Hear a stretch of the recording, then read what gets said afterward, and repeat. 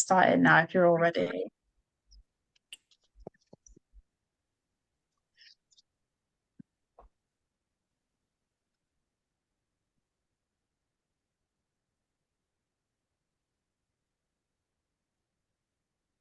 Starting to get a few people in.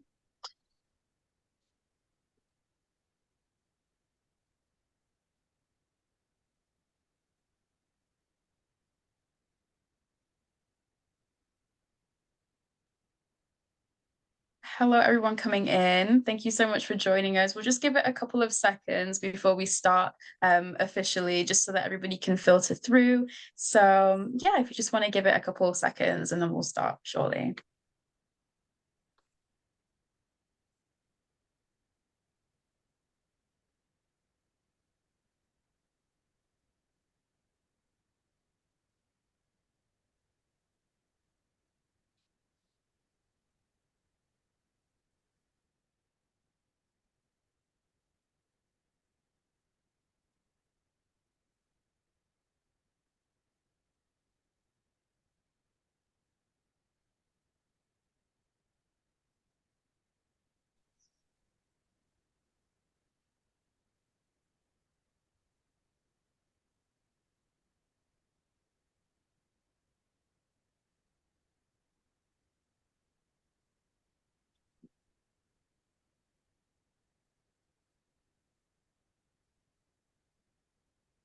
We'll give it maybe 1 more minute and then we'll get started.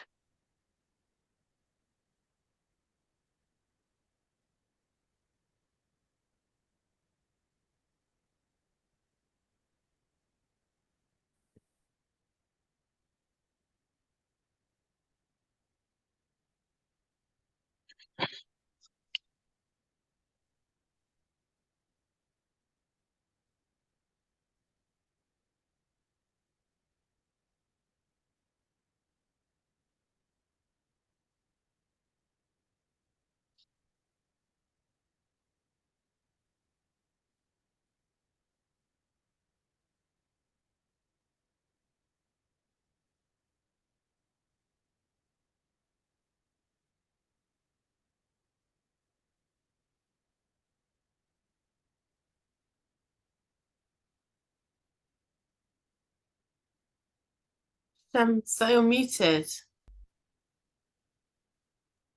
I am so sorry about that. Let me start again. That's a great start now.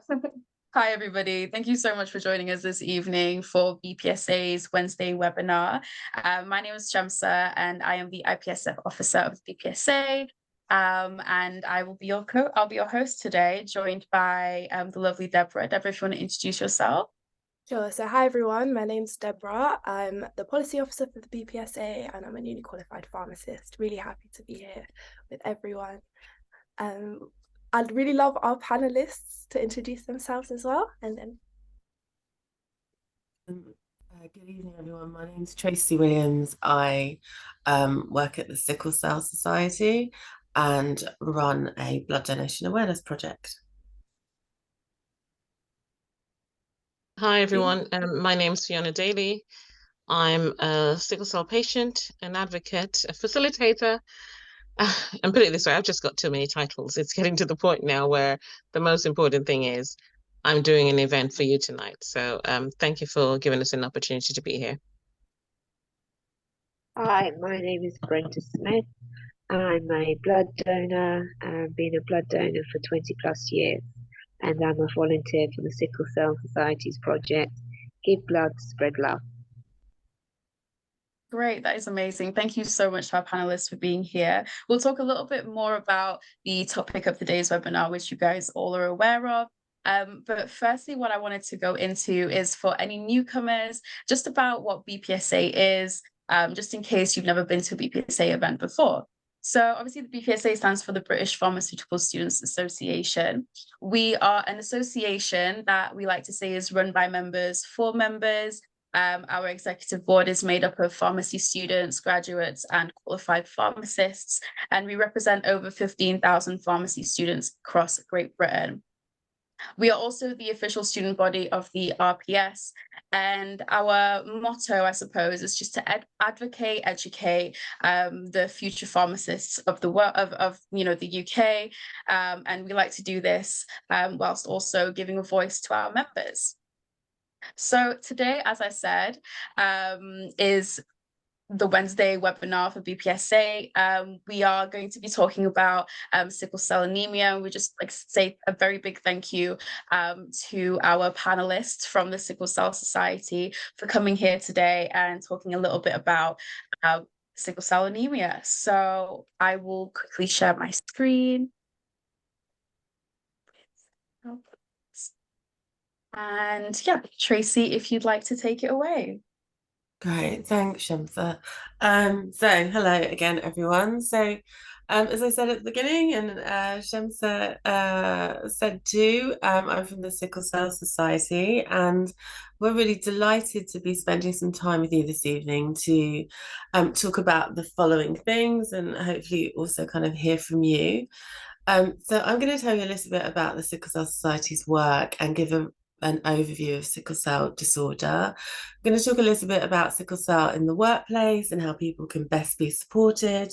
I'm also going to spend a little bit of time talking about the project that I manage, which is called Give Blood, Spread Love, encouraging more people to become blood donors. We'll hear from Fiona and Brenda. Thanks so much for joining us. And we'll also talk a little bit about how you can support our work and get involved in what we do. Thank you, Shamsa. So I don't know how much people know already about the Sickle Cell Society, but just to tell you a little bit about our work. So we're a national charity. We're the only national charity supporting people affected by a sickle cell disorder.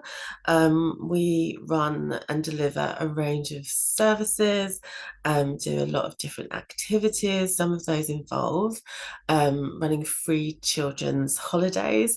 So we'll talk a little bit more about the impact of sickle cell, but for many people, many children, it can be quite isolating growing up with sickle cell disorder. So we run free holidays and activities for children and their families. We also have a free helpline that anyone can get in contact with if they have a question about sickle cell disorder. We have a mentoring program for teenagers and young people. We deliver lots of workshops and events. We do a lot of lobbying in Parliament to improve the healthcare and other kind of legislation that affects the lives of people with sickle cell. And we do lots of awareness raising activities. And we have lots of community engagement projects, one of which is a project that I run that I'll talk a little bit more about later. Thank you. So just to start with an overview of what sickle cell disorder is. So I might kind of shorten it to SCD at some points throughout this presentation. But sickle cell disorder describes a group of inherited blood disorders that affect the red blood cells. So it's an inherited condition, it's a genetic condition, you can't catch it, you can't develop it. The most serious type and the most common type is called sickle cell anemia. Globally, an estimated 20 million people are affected, although earlier today I saw a statistic that was nearer 30 million. But most people living with a sickle cell disorder live in sub-Saharan Africa, around 66%. And across the world, each year, around 300,000 babies are born with sickle cell disorder. The most recent statistics in terms of how many people in the UK are affected show that around 17,500 people have SCD. So sickle cell disorder is characterized by a change, a mutation in our red blood cells, which causes a range of symptoms. So those symptoms can include anemia, severe anemia, fatigue, episodes of severe pain, which are referred to as a sickle cell crisis, which many of you might have heard of, that term. And sickle cell disorder can also cause complications in terms of ulcers. It can damage people's eyesight. It can cause strokes. Strokes are more common in children. It can cause something called priapism, which is a painful, unwanted erection that can cause permanent damage, can cause organ damage. And although many people with sickle cell disorder are living kind of long lives, absolutely, for some, it's still true that sickle cell disorder can be fatal. And these next couple of slides I hope are useful in terms of us getting a picture in our heads of some of the detail. So as I said at the beginning, it's an inherited condition, and people inherit it by each of their parent having one faulty or unusual gene. And if both parents have that gene, there's a 1 in 4 chance of the child having a sickle cell disorder, and that's a 1 in 4 chance for each pregnancy.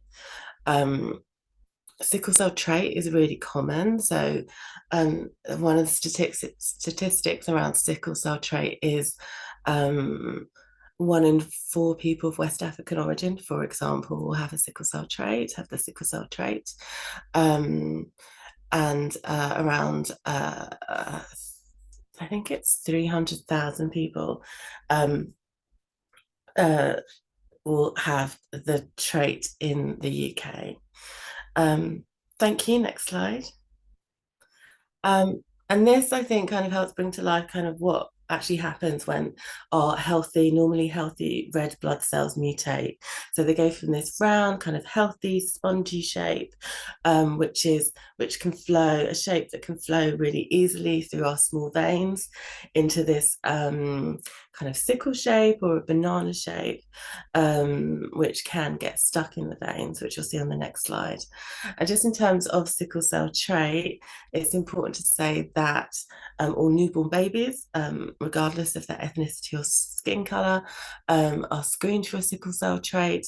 But if you do not know, or you think you might have the trait and you're not sure, you can ask your GP to send you for a simple blood test.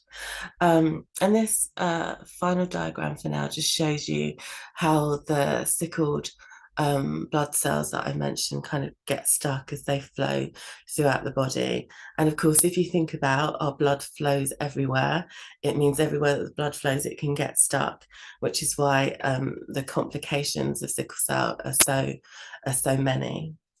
Thank you. Just a little bit more about sickle cell disorder. And lots of people, I think, when they don't know much about the condition, kind of see it as being a black disease, something that only people from Africa get. But the prevalence of SCD in Africa and in people of African and Caribbean backgrounds is simply due to where the disorder originated. So it's thought that SCD developed as part of what we call a gene mutation event. So when our genes kind of change over a really long period of time to kind of adapt to our environments. So it's thought that happened anywhere between 3,000 and 6,000 years ago. Some theories around it suggest that it developed as a possible protection against malaria. However, it's not just people from those backgrounds that can get it. People from Arabic backgrounds, Asian backgrounds, Mediterranean origins are also kind of seen to have sickle cell disorder. Anyone can have it though, regardless of skin color. So, you know, if both of your parents have the trait, then it's possible for you to have a sickle cell disorder. Thank you. So that was just a little bit of an overview about kind of what it is and who it affects. We can definitely answer some more questions about that at the end of this session. But this section, we just wanted to touch a little bit upon sickle cell and work.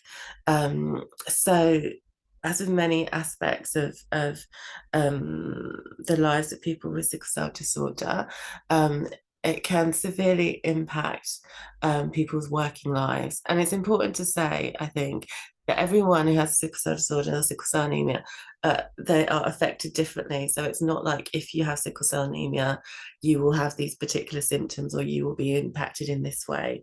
So it definitely varies from individual to individual. However, people's working lives are often affected.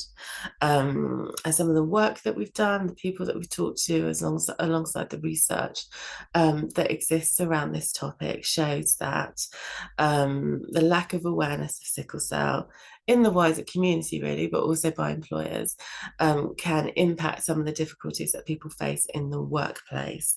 And people have spoken to us about not wanting to talk about having a sickle cell disorder because they feel that they might be discriminated against, and they feel that it might impact their chances of promotion. People might make judgments about what they can and cannot do. So although sickle cell disorder is not specifically legally classed as a disability, some of the ways that people are affected do fall within the remit of the Disability Discrimination Act. And therefore reasonable adjustments should legally be made to support people with sickle cell in response, this is always really important, in response to their individual needs. And there are a range of things that people can put in place, kind of really straightforward, often very low cost things that can help alleviate some of the triggers. So some of the triggers for a crisis can include a change in temperature, being cold, also stress actually can trigger crisis in some people. And some of the adaptations that might help people include ensuring that they can work in a physically comfortable environment, that the temperature can be controlled as far as possible, permitting regular breaks, offering flexible working arrangements. In terms of stress and workload, you might want to have kind of regular check-ins with them. And this, I think, is important to think about, if you're managing staff, but also thinking about kind of creating a supporting working environment, for your colleagues, thinking about how you can best support them. And I think because, none of us really want to be separated out as someone that needs special treatment, even though adjustments are absolutely kind of fine and warranted. I think that overall message around this area is like that we all need to create kind of working spaces where well-being is actually prioritized and actioned upon, so everyone can kind of talk about that and feel comfortable if they have kind of specific needs, that they're working in an environment where it's okay to ask for that and they can have confidence that will be received positively. Thank you. I've included this next slide because we did some work with a global company, I think this week, a global pharmaceutical company, which led to me kind of re-looking at this research. So this research was developed by a group of organisations. It's called the Sickle Cell World Impact Survey. The society, I think over 2,000 people contributed to this across the world. 200 of those people came from the Sickle Cell Society, and it looked at the impact of sickle cell on not just people's kind of physical health, but on their well-being and also on their work life, so their employment prospects and how they manage their employment. And I just thought it was really interesting to look at how kind of common some of these findings were among people with sickle cell. So for example, half of the people who responded felt that their income would be higher if they didn't have sickle cell disease. Just over half said that they felt that it had a significant impact on their achievement at school. 34% have changed from working full-time to part-time to manage their condition. And 43% of people have considered like leaving work altogether, because for some people, kind of juggling the impact of sickle cell and juggling a job, especially if that job isn't always supportive or they don't feel that they can talk openly about it, is a significant concern for many people. Thank you. Just a couple of things before we hear from Fiona. So on our first slide, you saw that the site has a range of resources. So one of the things we do is create a whole kind of suite of information around different aspects of sickle cell. And this is a very kind of practical, straightforward document that can be used in education settings as well as employment settings. And it has in it, for example, a sample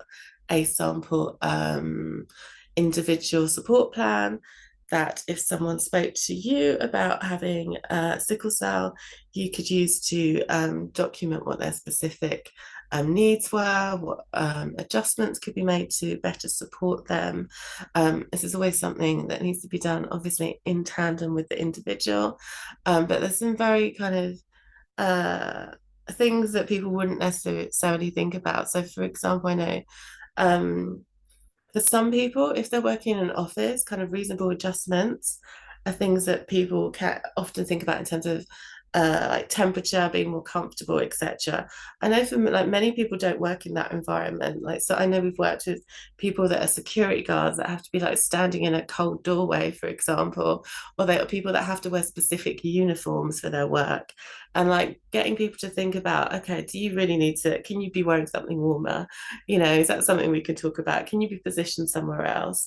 So it's important to think about the document kind of notes different things around kind of dress, temperature, environment that perhaps don't readily come to mind. So I really recommend it. Thank you, I believe. So now I'm delighted that Fiona Daly, who's a community advocate on the Give Blood Spread Love project. This is Fiona in the photograph on the right alongside our chair and CEO, is going to share some of her experiences. I'm going to pass it over to you. Thank you, Fiona. Thank you, Tracy. Thank you again for the opportunity to be here tonight. I have sickle cell SC, and I was diagnosed at the age of 3. So it took some time before we knew exactly what was happening. I suffered badly from birth until 3 months. I am originally from Jamaica, so we only found out when a consultant came out there and basically said, she's got sickle cell, why isn't she being monitored? The older I get, the less problems I have. However, when I turned 16, I had a cold, which developed into pneumonia, and then it went into a crisis. So most of the time when I have a crisis, it's due to an infection in the blood that causes it. I spent 3 weeks in a day in hospital, and when it was time to do my exams, I failed most of them because I was in hospital instead of having an opportunity to study like everybody else. However, I had to go back and do some of my subjects, which was great. I moved here in 94 and started going to St. Thomas's Hospital. Now, whilst there, I was being monitored once every 3 months, then that changed to 6, then to a year, and it's gone back now to every 6 months. In the 29 years I've been here, I've had 5 crises, 2 of which I was in hospital for a week to 12 days. And the other 3, I was able to manage through morphine. Now, there's a lot of medication that I'm actually allergic to, and other sickle cell patients aren't able to take morphine, and some have to take other things. So it's not easy or straightforward when it comes to managing the pain that we're feeling. Now, the process now is upon entering hospital with a crisis, you have 30 minutes in which they've got to take care of you. Within that 30 minutes, you have to be given oxygen and pain relief. If that doesn't happen, then it's likely that you could get a chest infection, which leads to a stroke or a heart attack. Thankfully, so far, in my case, it has never happened. And literally, they have managed to see me within a half an hour. When I started working in this country, the biggest fear was, and as Tracy mentioned, not telling people about my illness. It was hard because I felt that people didn't understand what I was going through and that they were going to judge me. So I started off doing simple jobs, and over the years I did courses. I'm now a senior executive assistant, and in my previous roles, I've been an EA. The managers we had were really good. One of them had a son who was training to be a doctor, so she understood what sickle cell was. Another female, she understood what it was as well, and I had a male boss. They were able to work around me so I could go for my appointments and come back. Now, an appointment could take 4 hours. Usually you go in the morning, say 8, 9 o'clock, and hopefully you're finished by about 12 or 1, and then you can go back to work. The unfortunate side to working full time and trying to get to your appointments, it can be a little stressful. So a lot of us may struggle a little bit with high blood pressure, and we have to get medication for that. Thankfully, I don't, but each time I go to the hospital, it always says that it's high. And then I said, give me a couple of minutes, let me sit down, and then we can literally get my blood pressure back to normal. The biggest thing that I had to face was admitting the fact that I had an illness that I didn't have medication for to begin with. I knew I could take painkillers, but if I had a chest infection, it literally means I have to be in hospital. When I don't have a chest infection, I'm at home, which is great because then I have a large family, thankfully, who is there to cook, clean, wash, and do everything for me. But there are others who don't have that kind of support.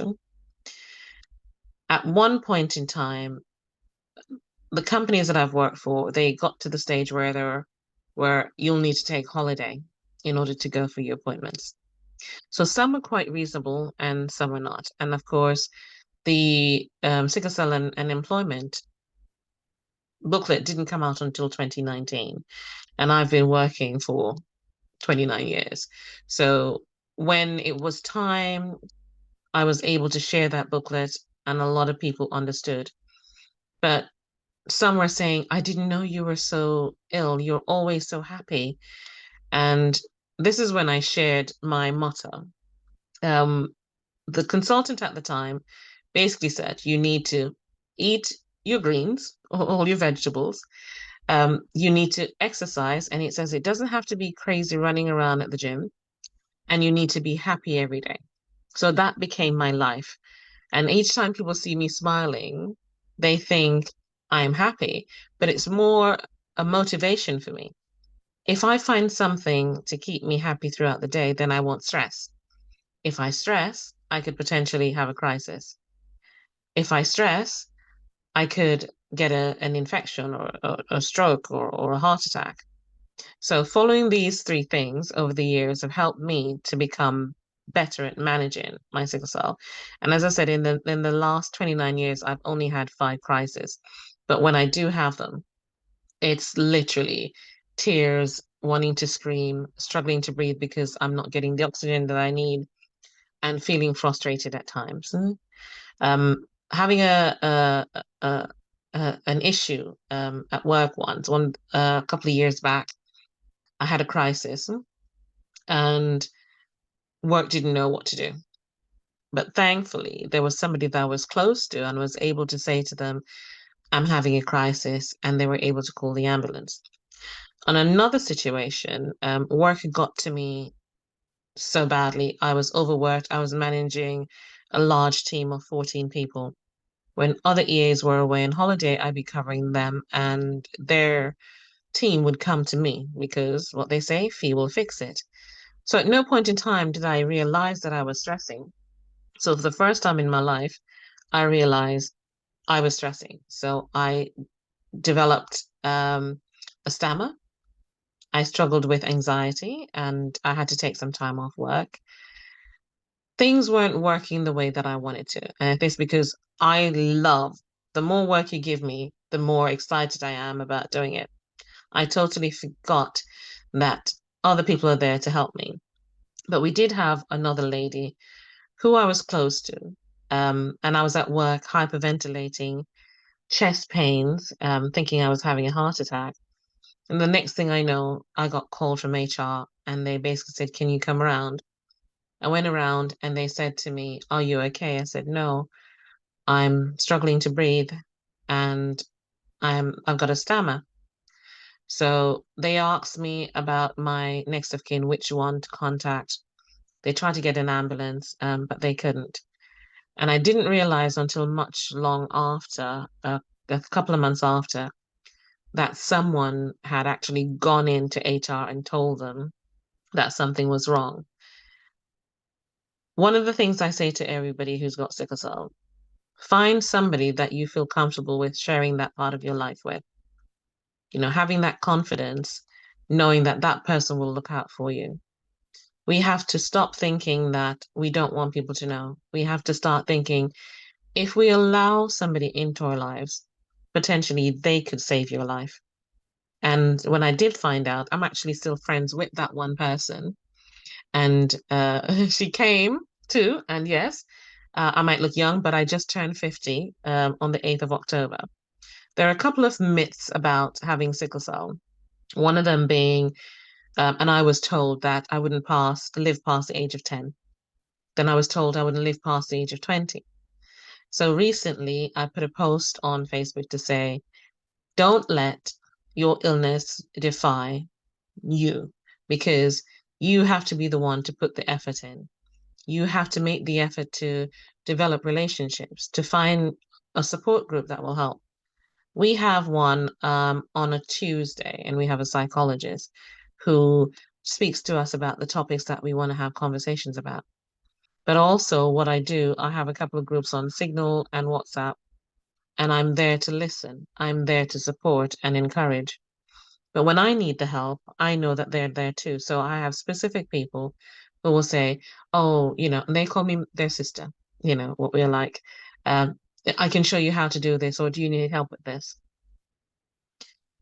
If I could go away with one thing that I think is important to share, and it's that please, please, please don't be afraid to talk to people about your illness. Be upfront with it with somebody that you feel confident about. Thank you. Thank you so much, Fiona.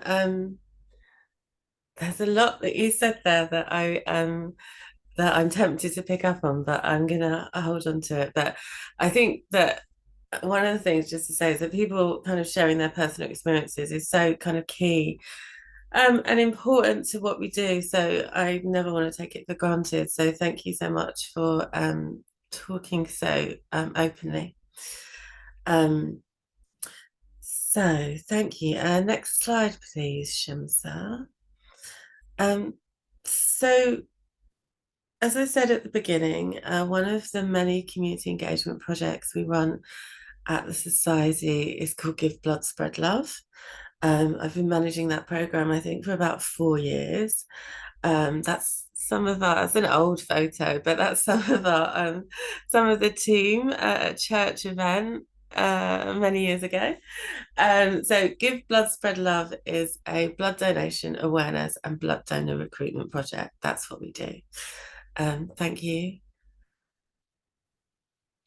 So why do we do this? So we do this because around 250 blood donations a day are needed to treat people with sickle cell.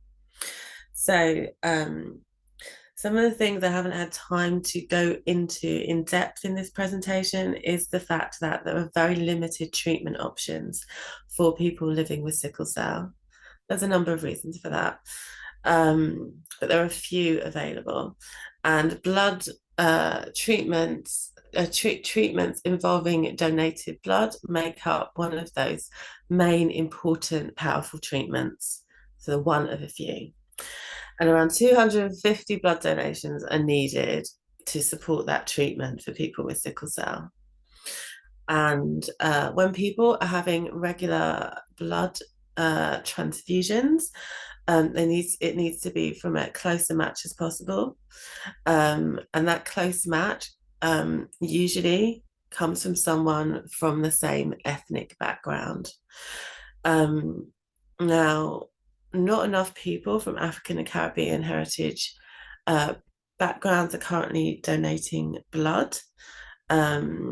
And if you think about most of the people affected by sickle cell, so over 90% of the people affected by sickle cell are of African and Caribbean origin. So we need more people of the same backgrounds coming forwards to give blood. Not enough people are doing that. And they're not doing it for a host of reasons. So there's lots of barriers that exist around blood donation, including some kind of myths and fears about the process. And some of those myths and fears, research shows, and our experience in the field bears this out, are more prevalent in the Black population. So what we do is we kind of initiate the conversation, kind of a bit like we're doing here. We talk to people about blood donation. We talk to people about the need. We try and challenge some of the myths when we hear them. We explain some kind of clear facts about the blood donation process. Key part of the project is creating lots of digital content. So that's particularly targeted at kind of younger people who are really key to getting involved in this kind of work. We want to create a new generation of kind of blood donors who kind of do it almost like as part of their routine, don't think that it's an odd thing to do at all. And we engage with people wherever they are. So we do lots of face-to-face events and online work like this. And kind of key to all that, raising of awareness, getting people to think about the need, is asking people to sign up. I'll revisit the sign up thing later, but that QR code there is just an indicator of how important it is for people to start thinking about giving blood if they haven't already. Thank you. Yes, so some detail about blood transfusions. So why are blood transfusions so important? So blood transfusions generally are used to provide normal red blood cells to the patient's body. That could be any of us, but to people with sickle cell, it's particularly important. And these transfusions of red blood cells help lessen anemia and reduce the blood stickiness. So you saw in that first diagram of the cells kind of flowing through the little veins, having a top-up transfusion, having some donated red blood cells helps kind of lessen that stickiness, enables the cells to flow more freely, and also it lessens anemia by kind of enabling the body to have more red blood cells. The red blood cells, as I'm sure as you know, carry oxygen around the body. So those blood transfusions can be used to ease the symptoms and prevent complications associated with sickle cell disorder. There's two kinds of blood transfusions are used. There's something that's kind of known as like a simple transfusion, which is a top-up. So where people would just have additional donated blood. And there's something called, it's usually referred to as EBT, so exchange blood transfusions.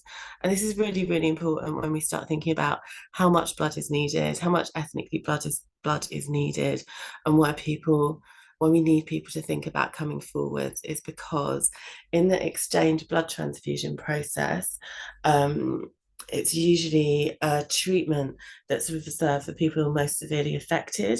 But in this process, up to kind of 2/3 of someone's blood is removed. So when people's blood becomes really, really sickled, up to 2/3 of it is removed and it's exchanged or it's replaced with donated healthy red blood cells. So if you start thinking about just one person might have that treatment anywhere between every 4 weeks or every 6 weeks, and the amount of donated blood that is used just to treat that person, you start getting a picture of how much is needed. I think it's really important to say that this is a very successful treatment. So for people that have been on this treatment, such as one of our volunteers, Bola, she has not had a crisis, an emergency admission to hospital. She hasn't had any serious complications since she's been on that treatment. So that treatment is keeping her alive, it's keeping her well, and it's essential. So that kind of gives you some information about how blood is used. Thank you. A little bit more detail on this, but layperson's detail. So we talked about how blood needs to be ethically matched to avoid complications. And in that matching, we know that there are some types of blood, types of blood and some subtypes of blood that are more common in people of African and Caribbean heritage. So there is a particular subtype of blood called RO or RO, which is found in 55% of people of African and Caribbean heritage versus 2% as a white population. So I always think that's quite, if we think about like how much ethnically matched blood is needed and where we might best find the blood that we need, I think that statistic kind of tells you a lot. I think also, and I think this is really crucial, and it's something that like we is part of our working with NHS Blood and Transplant, who are responsible for all the blood and organ transplants and blood transfusions in England. So their statistics show that currently only half of the current need for ethnically matched blood is being met. So literally their statistic is 50%. So without that need being met, what happens is actually people that could benefit from the EBT treatment, for example, are not put on it. So it's reserved for people that are kind of severely ill, but it's definitely true that more people would be on that treatment if the blood was more freely available. Also, we know that sometimes people's transfusions are delayed or reduced, particularly during the pandemic, when people stopped giving blood for lots of different reasons, even though they could do so. People were often transfused with less blood than they would be normally as part of their regular treatments. And what happens is when ethnically matched blood is not available, sometimes that blood is substituted with O negative blood. And what the Blood Donation Service say about O negative blood is that it is clinically safe, but it's also true that in the long run, it can create antibodies, which means someone cannot have a blood transfusion treatment at all. So even as part of NHSBT's campaigns, they've had people with sickle cell who have been negatively affected by the use of substitute blood, who can no longer have exchange blood transfusions. So the reality there is quite stark, I think. Some of the barriers, so just to touch on some of the barriers, and we'd be happy to talk about this afterwards as well. So as I said, some of the barriers are shown. They're not exclusive to people from Black and mixed race communities at all. Like these barriers kind of cross lots of different ethnicities and cultures. However, some of these things listed are more likely to be found. So there's been lots of research around this. So for example, the lack of awareness of need is often more common in our target groups. So if people don't know that there's a need, they don't know that there's a need for ethnically matched blood. Concerns around hygiene have shown to be higher. Also, some cultural differences can affect people coming forward. So for example, in some countries, so people that have migrated here, they don't necessarily come from a country where there is a procedure of altruistic giving. So for example, if someone is having an operation or giving birth, it's customary to ask kind of family members to kind of give blood should it be needed for that purpose. So people don't often know about, how the blood donation process works in this country, and that we give and it's stored and it's given to people anonymously, whoever is the best match. But there's also some really common things that exist across groups, like fear of needles is a really, really big one. So it's something that, I understand personally, and it's something that's really commonly cited as well. And also some people definitely ask us about who's going to know, like who's going to see my details. Are they going to be shared with anyone? Am I going to be treated correctly? Am I going to be discriminated against? Sometimes people are worried if the blood is actually being taken for the reason that we say it is. Thank you. Okay, that was kind of a lot of kind of serious, quite heavy stuff. I want to kind of lift the mood a bit by hearing from Brenda, who's going to share her experiences of being a blood donor. Thanks so much, Brenda. So hi everyone, so I'm Brenda. I've been a blood donor for over 20 odd years. Next month, I will make my 48th blood donation. I'm in my 50s. I started donating blood in my 20s. I did it for altruistic reasons in my 20s. I thought it was a good thing to do. And also, I was waiting at London Bridge and there was the rush hour, and I saw a blood donation van. And I thought, you know what, I'd rather spend some time in the van donating blood and wait till the rush hour calms down and then get on my train and go home. And so I was really blasé about it. In regards to um, the feeling that you have when you donate, it didn't concern. I didn't even think about who was receiving it. All I know or knew at the time was I was helping an individual, but I was also helping their family, because people who've got family, they worry about them when they're in hospital or need the blood. And people who don't have family and have no one to advocate for them and need blood. So I realized, this is a nice, discreet way of doing something quite altruistic and feeling good about it. In regards to the fear of needles, I would say that people who donate blood don't love needles either. They do it for the greater good. Many people, if they do have a particular thing about needles, they look away. And the donor carers are absolutely brilliant at what they do. They do it day in, day out. They're absolutely good at taking the blood, absolutely good in trying to make you feel comfortable and relaxed. And if you are particularly nervous, they get the best person on the shift to come over and sort that out for you. Why do they do that? They want you to come back. They want regular blood donors. And when I started, I was the only black person in the session. It's got slightly better. And what I mean slightly better is I might be the only black person in the session, but as I leave, another black person comes in. Yeah. So that's about the improvement over 20 years.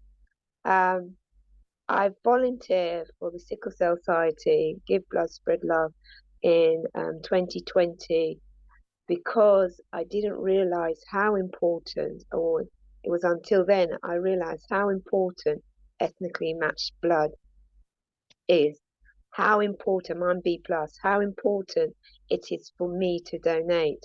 Now, as a woman, I can only donate, the maximum is 3 times a year. And a man, the maximum they can donate is 4 times a year. That's just because men build iron quicker than women. That's the only reason. Now, if an individual who has regular transfusions, and so an average man needs 128 pints of blood a year. So if I give 3 and 4, that's 7 into 128 to have ethnically matched blood, and that's one individual. And we can have over, we've got thousands of people who need the option of having that treatment. And that's what all I'm about, options. Yeah, the person should have an option. And I think we need new blood, sorry the pun, new people to come through. New people, I need the 20s, the 30-year-olds to come through. And it really should be a case of not just donating blood for your community or altruistic reasons, or it's the right thing to do, it's a good thing to do, but to be role models for your younger niece, cousins, people watch. You can talk to, keep talking, and that's great. You can keep wearing awareness, that's great. But there comes a point when the community has to take action. And I once asked one of the donor carers, so the donor carers are the people who look after you, who who take the blood. And I say, why do particular groups have more donors than us? And she just simply said, because they see their parents do it. And so the moment they become the age of 17, because when you're 17, you can donate, you can act independently, you can make a decision what you want to do. As soon as they become 17, it's like a rites of passage. I am going to do this. I'm going to sign up and I'm going to donate my blood. And they do it regular. And they're so nonchalant about it. You know, I see people sitting in the chair and reading books. It's no big deal for them. And certainly for me, it has been no big deal. The only thing that I sometimes think about, and I do wonder why, and Tracy has, you know, spoken, there are reasons why, but there's a lot of reasons why we should also come forward. Yeah, that's not all of us think like that. Yeah. And if one does it and then you tell somebody else and you tell somebody else, it just becomes a thing. Initially, I didn't put my donations up on Facebook or Instagram, but the moment I did, other people were watching and asking me questions. I also found out that other people were donating too, but not putting it on Instagram and stuff. And so it encouraged, people are visual. People would do something if they see somebody else doing, who they know and who they can go and ask questions about. So what was it like? How long did it take? Did it hurt? Or what happens to your blood? So when I donate, 2 or 3 weeks later, I get a text message and it tells me which hospital it's gone to. When I get that text message and it says it's gone to UCL or it's gone to King's or it's gone to the Whittington, I've got a good idea that it's gone to somebody probably with sickle cell. But if it hasn't, it's still good because I know I've helped a person and I helped a family, and I call this this is my activism. This is my, you know, private activism is immediate, and I'm saving lives. And one donation can save up to 3 people's lives. So why wouldn't I do it? You know, other things that we need to do and change other systematic stuff, it's going to take a long time. But giving, you know, signing up, deciding when and where I'm going to donate, keeping myself healthy. Healthy in mean that I eat my breakfast. I don't fast on the day of donation. I drink plenty of water or anything that's cold. I make sure that I attend my appointment. I make sure I fill out my health questionnaire. I make sure I do my consent, and hope and glad to be invited to the chair to donate. So I really say my part here is, everybody on this webinar, if you're not a blood donor and you could be, please sign up and then spread the word. Perfect. Thank you so much, Brenda. The couple of things that you raised too, but I'm going to come back to those at the end because I think we've got a short film now, Shamsa, just on the blood donation process. So this will cover some of the things that Brenda mentioned about what happens when you give blood. Making an appointment is the best way to arrange your donation, as it's easier and will save you time. Before you give blood, you should eat regular meals, drink plenty of fluids, and avoid any vigorous exercise. We aim to ensure that your whole donation journey lasts no more than 1 hour from your planned arrival time. When you arrive, you should give your completed donor health check questionnaire to the receptionist. You'll be given our welcome leaflet to read, as well as 500 millilitres of water to drink, which will aid your well-being during and after your donation. When your name is called, you'll be taken for your private health screening. You'll be asked some confidential questions, and your hemoglobin levels will be tested. This only takes a moment and is done by taking a small blood sample from your finger. If all is well, after a short wait, you'll be invited to a donation chair. A cuff will be put on your upper arm to maintain a small amount of pressure during your donation, and your arm will be cleaned before the needle is inserted. Your donation will normally take around 5 to 10 minutes to complete. Once you reach the full 470 milliliter donation, the needle will be removed and a sterile dressing will be secured on your arm. We'll also give you a card with some important care advice to take home with you. You'll then be able to go and enjoy the refreshment area, where drinks and snacks are available. You should relax here for at least 15 minutes and have at least 2 drinks to stay properly hydrated. After that, you can book your next donation appointment to keep saving lives with your generosity. Book your appointment to donate. Visit blood.co.uk today. Save a life. Give blood. Great, thank you. Making an appointment is the Just to say, there is the information available online from the blood donation service about all aspects of giving blood is actually fantastic. So there's a whole range of resources there, including really useful films like that one, but also more information about ethnically matched blood, about why it's so important, about blood matching generally. It's a really useful site for people that want more information about blood in particular. Just to talk a little bit about who can give. So most people can definitely give. I know that BPSA are kind of engaged in sort of encouraging people to think about blood donation already. So some of this won't be news to you, but most people can give if they're generally fit and healthy. There's a weight, some weight restrictions, but the bit in between 50 kg and 158 kg is quite large, so most people fall into that. As Brenda mentioned, you can give if you're over 17. There are a few restrictions, but people are very much encouraged to think if people think that they might be ineligible to give blood, to actually double check that, because we find that lots of people think that I can't give because I get tattoos or I get piercings, or because I travel to X place, or because I'm anemic. But actually there are specific rules, but that doesn't necessarily exclude people. So for example, if you have a tattoo, there's a period of time that you have to let elapse before you go to give blood, but it doesn't exclude you. And lots of people in particular, lots of women say, I can't give because I'm anemic. But actually the rule around that is that you can only not present to give, or you shouldn't present to give if your GP has specifically said, don't give blood, you're too anemic.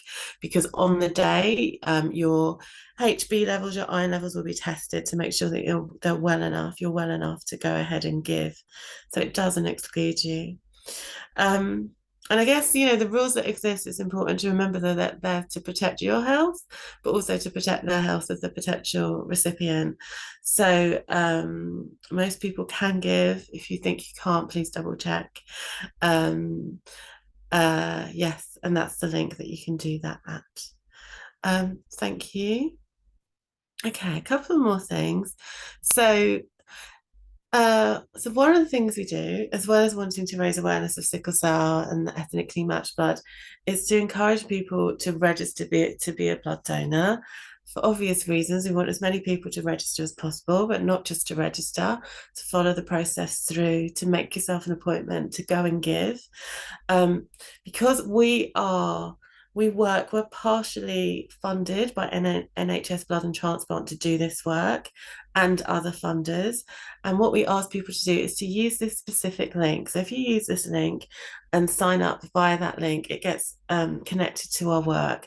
And that helps kind of evidence that we're making connections with the people in our communities and beyond to share our message. Also, as part of kind of talking to audiences, we always want to be connected to more people where our specific target groups are. So for example, we work with lots of minority ethnic networks in corporates, faith groups, we've been to churches, we've been to mosques, and we work with lots of community organisations. We don't just talk to Black audiences though, so it's important to remember that. We think that everyone's got a role to play, and if you can't sign up, we encourage you to share our link. We encourage you to be an ally and support our work. everyone can use that registration code, that registration link to sign up to be a blood donor. And I think there's also, you know, we haven't had time to go into all of the work of the Sickle Cell Society tonight, but I think it's important to remember that this work that we're doing around blood donation and trying to get more ethnically matched donors to come forward is just one issue that affects the sickle cell community. So there are still many kind of health inequalities that affect the community. There are still many people, unfortunately, who present at A&E and don't get seen in the half an hour that they should, that don't get their pain taken seriously. There's still more research that needs to be done. We need to look at why there are so few drugs available to treat people with sickle cell, when in comparison to other conditions, there are hundreds more, literally hundreds more in some cases, for conditions that affect fewer people. So it's a big piece of work, you know, to improve all the areas of life, of the lives of people with sickle cell and their families. There's a lot to do. And this is one of them. So if you are interested in our work generally, I'd really encourage you to kind of look further into what we do. You can become a member of the society and receive updates. It's free. You can follow us on Instagram. If you wish, you can donate at that link. But we always ask, you know, when we do these presentations, it's Black History Month, that's brilliant. But, you know, don't just talk to us for Black History Month, we're here all year round. And we're kind of really keen to engage with people. I just put a little star there just to say if there are people outside of England, we just work in England, but if you want to give blood in broader in the other regions of the UK, you can just kind of have a search for the blood donation services where you are, because they're separated into England, Northern Ireland, Scotland and Wales. Thank you. This is a lovely film. It's about 2.5 minutes, but I think it's really powerful. Thank you. Is she coming?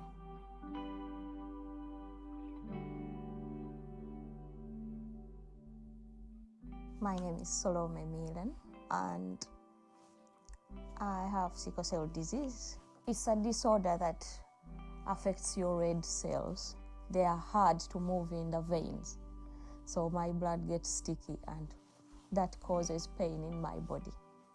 So we resorted to blood exchange, and it's helped me live. And also it has given me a bit of hope. I have 3 children, 2 girls and a boy. It's like blood exchange has bought me time to be with them. It doesn't sink in that there's someone out there taking their time to donate this blood. But today, I found someone actually who has donated to me. I feel very sort of lucky to have been able to meet somebody, and somebody who would have sort of also wanted to have meet me as well, and to see how my blood donations are making a difference in her life. Is she coming? Oh. Hello, Rosanna. Yes, I am. Okay. Nice to meet you. How are you doing? I'm good. How are you? I'm Should be fine. asking you.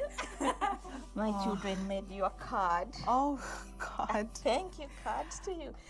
They even know you already. Thank you from the bottom of my heart. Without your blood and the blood of others like you, my wife would never have survived to see children grow. I can't thank you enough. And I thank everyone who really donates, because they are the reason, you are the reason we are living.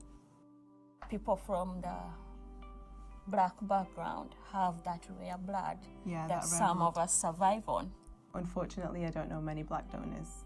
Maybe they don't know that Black donors can also, you know, carry the RO subtype, which can help people with sickle cell. Just go out and do it. I mean, what have you got to lose? It's not actually hard. So if you're thinking about it, please do. 3, 2, 1, donate! Blood.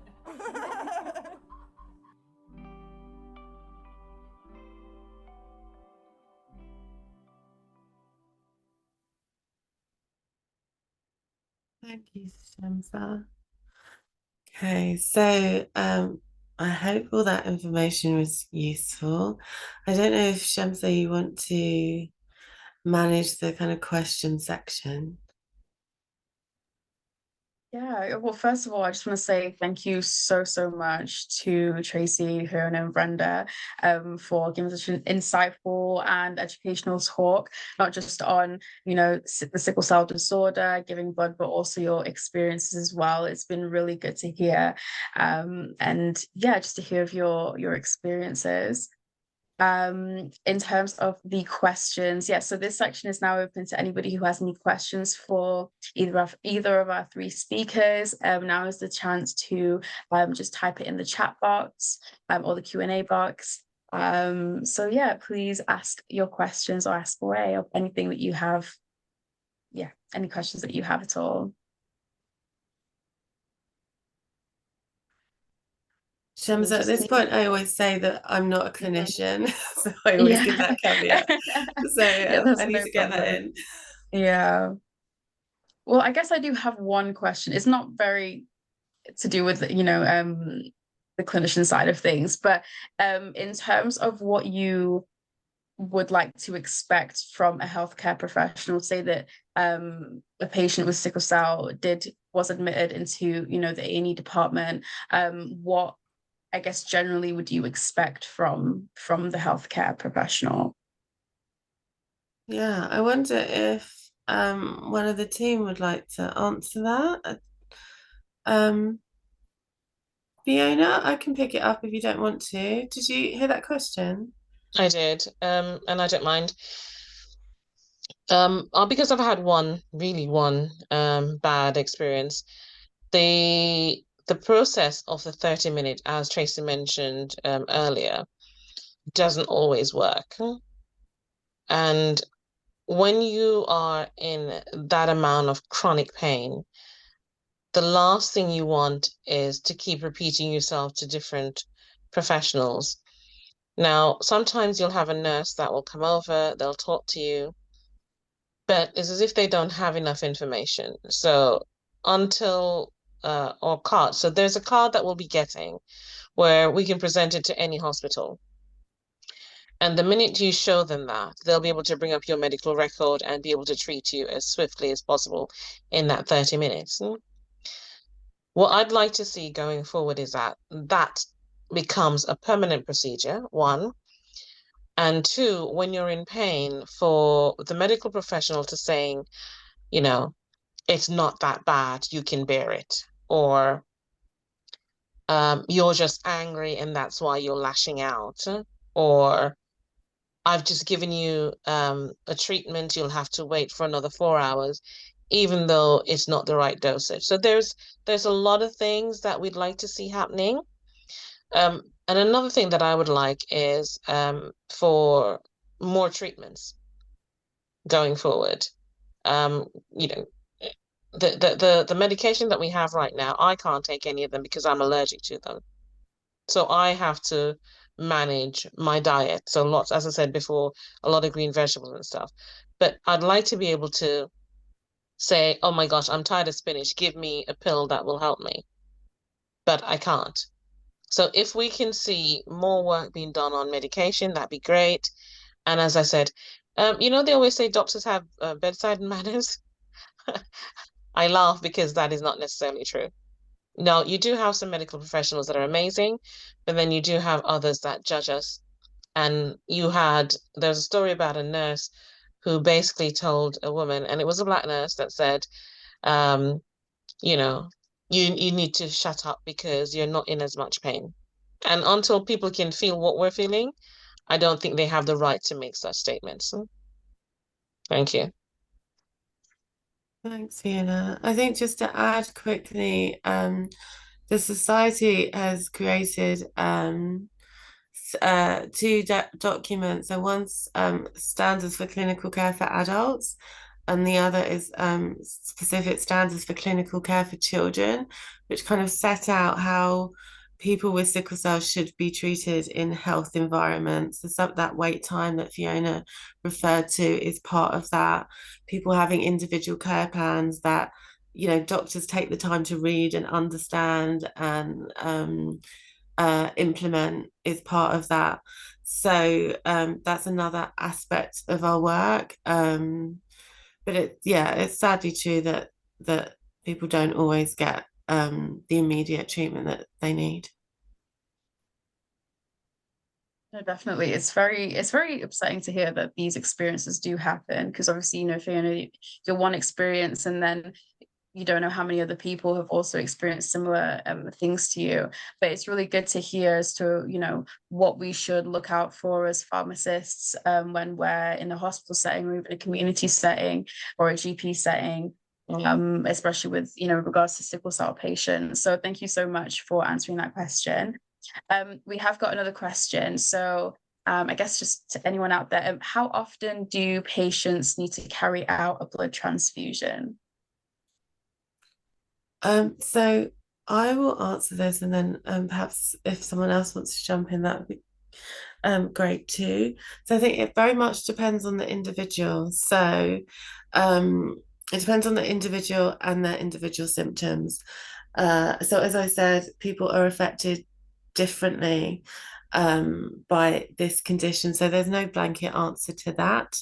But typically the exchange blood transfusions, which I talked about earlier, which Brenda talked about as well, they can happen as frequently as every 4 weeks. As I said, every 4 weeks, every 6 weeks, every 8 weeks. So it often depends on how people's symptoms are. So, for example, one of our team has been on that treatment for a long time. She's been having transfusions every 6 weeks for a number of years. She's recently changed to having more of her blood removed than usual. So now she has like 7 pints removed and replaced, which used to be 6. So it's all down to kind of how the specialist sickle cell consultants judge an individual's condition. And just to say, we find, we've talked about how people don't always get great treatment. That is usually found in when people go to non-specialist settings. So when they go to A&E, for example, or if they find themselves on a general ward for something else, we overwhelmingly find that people are very happy with their sickle cell specialists, with their sickle cell nurses. Unfortunately, there's not enough sickle cell nurses at the moment. So there's been a huge recruitment drive to get more specialist nurses in. But when people have that care, I don't know if you find this, Fiona, people kind of always say that their consultants are excellent. There are people there that really understand how people need to be supported living with sickle cell. Yes, Tracy. So I have 2 specialist nurses that I can reach out to for anything. And my consultant is the lead at Guy's. When I say amazing, I mean absolutely amazing. If you need anything and you reach out, somebody comes back to you. I've not had any negative experience with the team there at all. So all in all, I just think that they're perfect. But I'm biased, and I think also because I have a relationship with them, with the things that I do and the things that I share, that they're able to pass on to other sickle cell patients as well. So if you do have the right care professionals, your journey in and out of hospital can be very smooth. And a couple of the other things that we do, they actually do allow us to visit other patients. So we have this thing where we go in and we bring fruits or lunch or something to sort of like keep them occupied, or we just go in to sit down and talk to them sometimes, or we say, call me whenever you're in. So we don't have to worry that they'll say, oh no, you can't be doing this, you're making too much noise. They are a little bit more flexible because some of us don't have family to come and visit. So yes, they're absolutely amazing. Oh, thank you. I feel like you guys touched on so much in those 2 questions that were asked, and it's really it's really good to hear and be signposted as a clinician and as a just a clinician onto your guidelines that you've produced, because I've actually not heard of that, and that would be something that I feel like we need to spread more awareness of from early, so that if we know that whilst we're at university and whilst we're in our training year, we're aware that these are there and we're implementing them in our daily practice. Brenda, I think you have your hand up. I think you wanted to come in. Yeah, I've got a question to you guys. How many of you feel that you would like to donate? So, I mean, my first question, are any of you donate anyway? And any of you would seriously consider donating? And or you're 50-50, because if there's any questions, we can certainly answer them now. Yeah, so I can see that someone has their hand raised up, and I think I've lost them. But so while they come back, I'm a blood donor as well. So I started donating when I was 17. So when you were talking about that rite of passage, I really resonated with that, because I remember waiting until my 17th birthday and then donating a couple of days after that. And to be honest, I didn't really have any nerves going forward and doing it. I had a real fear of needles, and I still have a fear of needles to this day, even when I'm vaccinating people. But it's something that I did because I had family that have sickle cell. So I've seen that kind of play out, and when they're in crisis. And then I found out later on, once I was 18, that I had sickle cell trait. So that was kind of a shock for me, because I didn't know anyone in my immediate family that did have sickle cell. It was kind of like family friends and things like that. So that's another thing that I even wanted to ask you guys about, like testing for sickle cell trait and highlighting the importance of that, because for those of us that weren't born in this country, we weren't tested at birth. So it's something that we need to have involved in our conversations when we're thinking about family planning and thinking about the future.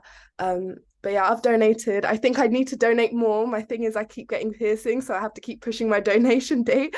But yeah, it's a really simple process. You guys talked about it really, really well, and I really wish more people donated, because there's such a need. Well, I have to say to you, if you're at university and you got a network, just encourage everybody in your network as well, because people resonate with people of their own age or similar to them. Yeah. But make sure you give them our link to sign up. Yeah. No, definitely. I think that's actually a really good, let me put it up right now, just so that you guys, as we're answering questions, you guys have the opportunity to scan the QR code and register as well. So you just can scan that QR code. But just to add on to the question about blood donation as well, and whether either of us do donate blood, I'm also a blood donor. So I don't know how I just came about it. I think on the way to school each day, I'd always see the NHS blood donation building, and I'd just be so interested into what they do and what goes on in there. And obviously when you hit 17, you're able to donate blood. So I just went in and registered and did it. And it was such a quick and easy process. I was actually quite shocked at how quick it went and how smooth the process went. I could just go home and go on about my day like, it kind of never happened. And it was actually through there as well that, you get those letters to prompt you to donate more blood. And that's when I learned as well that I had the sickle cell trait. And then, my parents just conveniently left that out and didn't tell me. But I mean, it was like kind of a self-discovery process. So it was really insightful to learn more about myself through that, and how I can help others, especially with sickle cell anemia, to their treatments and all of that. So yeah, that was kind of my journey, and I like that we need to do a lot more. But yeah. Thanks for sharing that. It's really good to get some feedback from the audience. Thanks. Can I ask a question? So we talked a bit about what you guys would like to see from healthcare professionals when you're in crisis and when you're admitted in hospital, but I kind of would like a little bit of insight on you know, the contact you have with healthcare professionals outside of crisis, so like with your local pharmacist, if any, and what that's like or what you prefer that to be.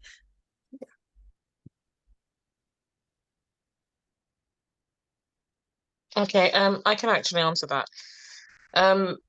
I tend to join a pharmacy closer to work. And over the years, I have the relationship where they know when to order them. Then they'll send me a message. And if I don't pick them up, they'll just remind me again. And when I go in, it's like, oh, hi, Fee, how are you doing? You haven't come in. And I said, oh, I'm so busy, that sort of thing. So I do have that relationship with them outside off and I use Boots, so outside of Boots. But where I've moved to now, unfortunately, they go, oh no, we're not allowed to order it for you. You have to do it yourself. And it makes you wonder, what if someone didn't have access to technology to do these? Would you still say, oh, you have to do it yourself, we're not allowed to do this for you? And it'd be great if they could still offer that help, but apparently that's the change. Technology is changed everything. If we could still have those who are happy to do it through, because I use patient access, do it through patient access. And for those who don't own a smartphone or a tablet, then you can say to them, is it okay for you to order again for me? With Boot system, it was easy because they just go, in 2 months' time? Yes. Okay, see you in 2 months' time. But this one now is like, no, no, no, we don't do that. So I don't feel like I have a relationship with this new Boots because they don't want to do any of that for you, or they say they can't do it for you. And personally, I think it's not about that they can't. I think it's that they just don't want to. So it'd be good if we could see that for many people. But also, some of the medication we can't actually get through the regular pharmacy. Hydroxycarbamide, you can only get it through the hospital. And I think the same thing is for crystallolamide as well. So some medication, you have to go to the hospital to pick it up. And then some medication you can get through to the regular pharmacy. Oh. Thank you. Thank you for sharing. It's a bit disheartening to hear that you're having that experience, and I'm sure we all know all the things that are happening within community pharmacy, but the worst thing is when it trickles down and it affects the patients. So that's very disheartening to hear. But at the same time, it was nice to hear about the relationship that you had in your previous pharmacy. And I do hope that that relationship can kind of develop. But that's definitely something that we can campaign for. And, like us as students and future professionals can, advocate for the importance and the fact that this is affecting people's lives. And I really hope that that relationship can be one that's fostered with your new pharmacy. Sorry, just one other thing. So the option to have it delivered to home, during COVID, I had that option. But once the imminent danger was reduced, I no longer had that option. I had to come out and go to pick it up. So the thing you need to understand about sickle cell patient is our immune system's terrible. So we're always picking up something. And if you can literally just say, can I have my medication delivered to my home? Because you don't pay for it anyway, then that'd be great. But delivery isn't an option unless you can pay for it. Thanks. Thank you. Whilst we have our wonderful speakers here, if anyone else has any other questions to ask, please feel free to add to the chat. Brenda, I have one more question for you, if you'd be happy. So we kind of touched on some of the barriers that people face or, may stop them from donating. Could you maybe talk a little bit about any that you've experienced or any that you've overcome, or like any advice you have for that? I know you touched on it a bit more, but just to kind of close and encourage people a bit further to donate. To be absolutely frank and straight, I've had no barriers. My barriers was the train. Yeah. I really donated because I got biscuits and tea at the end. Yeah, that was a good thing for me. I got a time to chill for for 45, 60 minutes. Um, so I live in London. Um, I had a great experience donating. Back in the day, they used to have more than one attempt to put the needle in. That may be the only barrier at the time. Yeah. And sometimes you have to think that people are new. So in order to get experience, it takes a while. But now in 2023, I just see people texting with one hand, with the needle in the other hand. I see people reading books with one hand, with the needle in the other hand. And as if the donor carer is bothering them. Why are you bothering me, asking me how am I doing? I'm trying to chill for 15 minutes. I've had a hectic day. Just give me my 15 minutes here to chill, relax, and donate. And so for me, I have no real person. I can't say I have had a real barrier. What I would say for me personally, and I'm not just saying it, I get a real sense of halo feeling of knowing that I made a true impact on somebody's life. Yeah. And, if I've had a stinky day at work or a difficult day at work and I get that text message, it just wipes out all of that and puts life into perspective for me. Sometimes we can get very caught up in the detail of our day to day. You get a text message and says, "Thank you for donating on the 16th of February. Your blood has now gone to UCL." I say, yes, yeah, I have some purpose. So that's what I would say to people to do that. And the fact that people have seen me donate and have decided, because of you, Brenda, I've returned to donating, or I'm going to start my journey of donating. And so that's the positive. Yeah. Oh, thank you so much. I don't think we have any more questions. I know I could come up with a lot of questions, but I don't want to keep everyone here.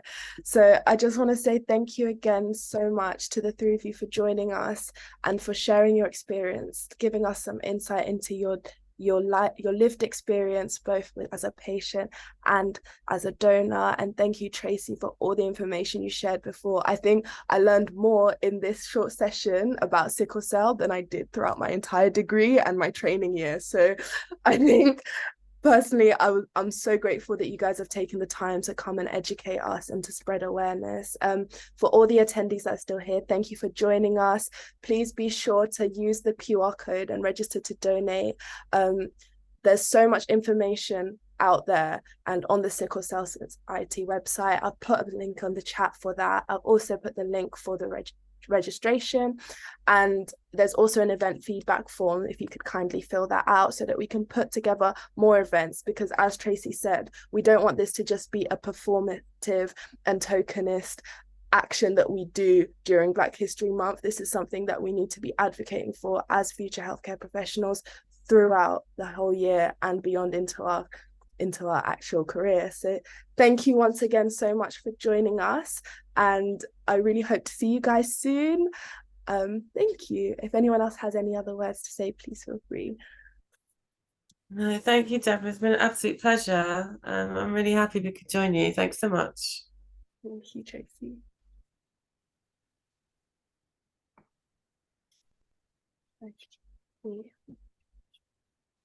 Actually, I just wanted to say it's refreshing to see the younger generation showing interest in sickle cell, but also, for Deborah, in terms of the fact that you are both blood donors, it gives me hope that the next generation will definitely be championing for others to come. So thank you both. for being blood donors. And I can go away and say, well, yeah, I was on a call and there are 2 ladies on a call and they're actually blood donors, so you have no excuse. I will say to people that I'm close to. So thank you again, ladies, for saving lives. Thank you. Thank you so much. Thank you, everyone. Have a good night. Have a lovely night. Thank you. Take care. Bye.